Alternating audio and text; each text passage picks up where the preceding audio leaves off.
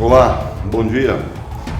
Segunda-feira, 19 de outubro de 2020, o dia em que muita gente está se perguntando o que aconteceu na Bolívia para esta voltar, um ano e pouco depois de um grande levante popular, aos braços do comunismo. Antes, contudo, quero responder. Recebi vários e-mails me pedindo um comentário, uma reflexão sobre a chamada encíclica papal Fratelli Tutti. Bem, eu não posso comentar a respeito de uma encíclica, entre aspas, encíclica papal, se eu não a reconheço como tal. Eu há 3 anos venho falando nesse canal que Bergoglio não é um papa legítimo. Portanto, se não é um papa legítimo, eu não reconheço a encíclica como papal. É apenas uma encíclica. E como encíclica, é muito bem comentada pelo padre Dornelles, lá do canal Comunidade Kyria. Ele já fez vários comentários impecáveis, sobre os quais não teria direito de acrescentar nada. Portanto, meu conselho para quem quiser uma explicação ou uma reflexão perfeita sobre a tal encíclica Fratelli Tutti, que vão lá no padre Dornelles, o único padre brasileiro a levantar-se para gritar eis o lobo. É o único. Padres famosos, outros muito inteligentes, importantes, todos quietinhos. Como na paixão de nosso Senhor Jesus Cristo, quando os apóstolos fugiram para não comprometerem-se, não parecerem amigos daquele que estava sendo preso, como foi o caso de Pedro, que chegou a negá-lo, a traí-lo também. Muitos dos nossos importantes padres estão assim, como na Sexta-feira Santa, quietinhos, ninguém fala eis o lobo. Já o padre Dornelles, no entanto, que tem falado e denunciado também há vários anos sobre quem é Bergoglio, esse ninguém quer ouvir. Pois é, sinal dos tempos, fazer o quê? Mas então o meu conselho é esse: quem quiser entender o que é Fratelli Tutti, que vá lá, Comunidade Kyria, basta digitar Comunidade Kyria, K-Y-K-R-I-A, Kyria, ponto final. Muito bem, o que aconteceu com a Bolívia? Ontem foi realizada a eleição presidencial, que valida, portanto, a realizada no ano passado, que não foi reconhecida pela população, porque havia fraude que colocara Evo Morales novamente ao poder. Esta é aquela. Só que, estranhamente, já estão dizendo que Evo Morales, o candidato de Evo Morales, Luiz Arce, é o vencedor. Agora, detalhe, como o processo de contagem de votos lá é muito lento e provavelmente levará a semana toda, ontem mesmo, com apenas 4% dos votos contados, a presidente em exercício já dava parabéns ao candidato Luiz Arce, só com 4% dos votos contados, dando-lhe a vitória no primeiro turno. Pois é. Estranho, muito estranho. A presidente da Bolívia, Janine Áñez, parabenizou Luiz Arce no domingo pelo resultado das eleições presidenciais, que lhe dariam a vitória ainda no primeiro turno. Ainda não temos uma contagem oficial, mas pelos dados que temos, o senhor Arce e o senhor Choquehuanca venceram as eleições. Parabenizo os vencedores e peço que governem tendo a Bolívia e a democracia em mente, escreveu ela no Twitter. Pois é, muito, muito estranho, porque com 4% dos votos contados, Quem aparecia em primeiro lugar era Carlos Messa, com 43,82%. Luiz Arce vinha em segundo com 34,18%. Luiz Arce do MAS, Movimento ao Socialismo, partido de Evo Morales. E em terceiro aparecia Luiz Camacho, do CREEMOS, com 19,99%. Em quarto lugar aparecia Shi Hyun-chung, candidato sul-coreano à presidência da República lá na Bolívia, com 1,56%. Aliás, é curioso, sobre Shi Hyun-chung, um amigo boliviano que frequenta esse canal pediu se eu podia fazer uma entrevista com o candidato, mas isso já tem algo como 3 meses. E eu disse que sim, que faria com todo prazer, até treinei um pouco o meu espanhol, o meu portunhol para fazer a tal entrevista, mas nunca mais recebi contato. Acho que o senhor Shi Hyun-chung não levou muito em conta a extrema popularidade desse canal, com o público boliviano daqui. O que não deve ser surpreendente, claro, porque como sou eu também um cucarácio, como dizem, tenho sim uma certa popularidade entre os irmãos, principalmente os castelhanos, porque eu sou também de sangue castelhano. Mas isso, claro, não daria a vitória a Shi Hyun-chung. Mas o que aconteceu com a Bolívia, meus amigos? A pergunta não quer calar. Suponhamos que, tudo bem, a tendência de mesmo Luiz Arce como presidente, depois de 60%, 70% dos votos contados, o que vai demorar. Há 1 ano e pouco, os bolivianos realizaram um ato bravíssimo, heróico. Foram às ruas e não saíram das ruas até que o cocaleiro Evo Morales vazasse para o México. E aí, 1 ano e pouco depois, resolvem simplesmente voltar aos braços do comunismo, do velho e maléfico comunismo. Economia, muitos dizem, sim, porque nos tempos de Evo Morales a economia ia bem, a Bolívia cresceu absurdos 40 e tantos %, principalmente porque Luiz Arce era o homem da economia. Nesse tempo, a Bolívia, é bom dizer, chegou a ganhar uma refinaria do brasileiro Lula, do ex-presidiário Lula, o que facilitou também um bocado a vida econômica boliviana, mas seria suficiente dizer que foi um paraíso econômico e agora pretendem voltar ao paraíso econômico trazendo o cocaleiro, o Partido MAS, de volta ao poder?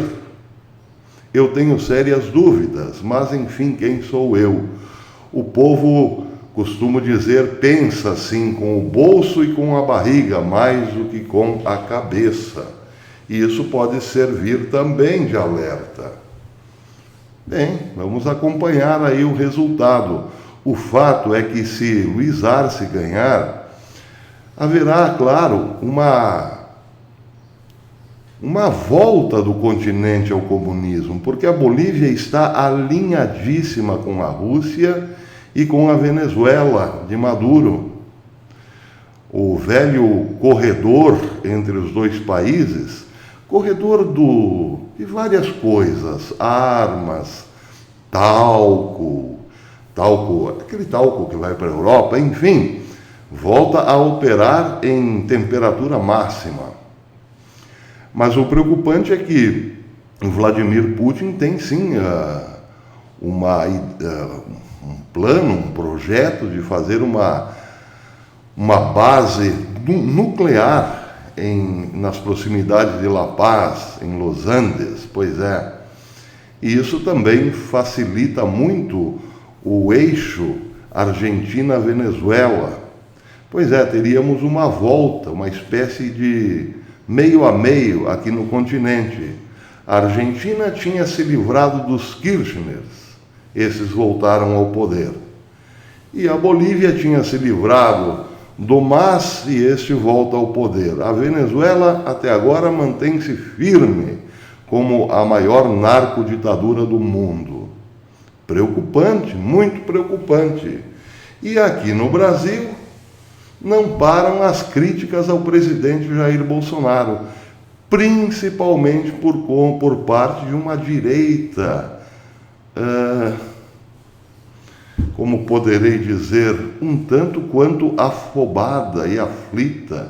Dizem as más línguas que existe uma parte da direita hoje que quer trocar Bolsonaro por Weintraub, que está lá nos Estados Unidos. Não sei até que ponto isso procede, mas é o que estão comentando aí nas redes. Existe um esquema para trazer de volta Weintraub nos braços do povo. É muito preocupante a situação, porque quem gosta desse tipo de conflito aqui no Brasil é a esquerda. Por conta da divisão interna da direita, até o ex-presidiário começa a dar de galo, reclamando do governo Bolsonaro. Bem, é bem verdade que o Bolsonaro tem que fazer atualmente um governo mais centro do que de direita, mas é a única forma de governar um país que ficou na mão dos comunistas por mais de 30 anos. Então, aqui no Brasil, a máxima é urgente ter paciência, parece que não está dando certo. E isso pode também complicar a vida do Brasil num futuro muito próximo. Esperemos que não, é claro. Bem, em relação aos Estados Unidos, a batata de Joe Biden está assando.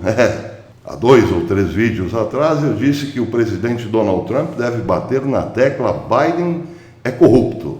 E a Polícia Federal de lá dos Estados Unidos parece que está atendendo este pedido. Estou falando do FBI, porque novas informações dão conta de que a Polícia Federal americana colocou as mãos em novas informações que estavam no computador, no notebook de Hunter Biden.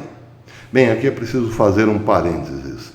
Em 2019, no ano passado, portanto, Hunter Biden teve um probleminha no seu computador, levou-o à loja para consertar, mas como já existia uma investigação sobre o rapaz pela FBI, o mesmo não perdeu a chance, foi na loja em que estava o computador e o apreendeu. E deste computador é que saíram as informações que o New York Post revelou a semana passada. Mas existem mais textos criptografados abertos agora, recentemente, pelo FBI. Um deles mostra que Biden estava numa lista de recebedores de dinheiro da China, e dinheiro grosso, com o nome de grandão. Nós sabemos bem como é isso. Aqui nós temos a lista da Odebrecht, ou Obrecht, como dizia o ex-presidiário, a lista da Obrecht, onde apareciam nomes como Amante, Botafogo e tal. Pois é. Lá também, nessa lista, aparece Joe Biden, pai, com o apelido de grandão. E ele recebia de 10% a 50% da parte que era de Hunter, do filho Hunter, nos negócios obscuros lá na Ucrânia. E esse dinheiro vinha da China. Isso está saindo agora. É pãozinho quente, que aliás tem quem talvez tirado o sono de Biden. Digo talvez porque o próprio Trump se refere a ele como Sleep Joe, um sujeito que dificilmente sai do estágio letárgico ou sonolento. Mas, enfim, é para, sim, tomar cuidado, para se incomodar, claro, porque a reta final está aí e ele está se obrigando a entrar em mentiras e mais mentiras. Como é o caso, por exemplo, de um discurso que fez. Ele fez um discurso, se não me engano, vamos ver aqui, foi a semana passada, em Detroit, exatamente em Detroit, para metalúrgicos, num recinto fechado, fez um discurso para metalúrgicos, numa casa particular em Detroit. O discurso foi no mês passado, e ele disse que taxaria as grandes fortunas. O sujeito que ganha mais de $400 mil será sim, seriamente ou profundamente taxado, porque é uma forma de... Claro, esse é o discurso de todo comunista, né? Vamos socializar a riqueza. Só que o engraçado é que ele disse o seguinte: primeiro ele falou para os metalúrgicos não temerem, porque a nova taxação virá só sobre os ricos. Nada de mal acontecerá para aqueles que ganham menos de $400 mil por ano. E ele disse o seguinte: eu, por exemplo, estou fora dessa taxação, porque nunca vi na minha vida $400 mil, nunca ganhei isso. Pois é. O ex-presidiário Lula, meus amigos, podem ter certeza, fez escola pelo mundo. Aliás, alguém falou aqui recentemente: professor, os Estados Unidos, quem diria, hein? Estão à cara do Brasil. Estão à cara do Brasil, sim. As duas metades de lá parecem com as duas metades daqui. A do bem, a de Donald Trump, está parecida com a de Bolsonaro aqui. E claro, o resto todo mundo já sabe qual é a conclusão. Para terminar, está havendo uma certa revolta entre os usuários de Twitter e Facebook lá nos Estados Unidos. Por quê? Porque está claro, mais do que claro, ostensivo, quase promíscua, a manifestação do Facebook e do Twitter em favor de Joe Biden. Eles estão proibindo toda e qualquer divulgação desse tipo de informação que eu trouxe aqui agora, falando, por exemplo, de Biden ser o grandão na lista de propina da China. Não, isso não pode. Agora, qualquer coisinha a favor de Trump é, claro, tesourada. Então parece que o público está se revoltando contra Twitter e contra Facebook. Mas, e daí? Continuam lá. Eu, por exemplo, a minha forma de protesto, quando comecei a me tocar que o Facebook era um Facebook, foi sair de lá. Eu não tenho conta no Facebook há muito tempo. Pois é, mas, enfim. O povo está lá brigando com os donos das plataformas. O ideal era fazer um boicote mesmo. Mas, no mundo em que nós estamos, aí a Bolívia voltando para os braços do MAS. E aqui no Brasil, gente insatisfeita com Bolsonaro. Será que é porque ele levou água para o Nordeste? Muito bem, por enquanto é isso. Nós volta à noitinha. Até depois, se Deus quiser.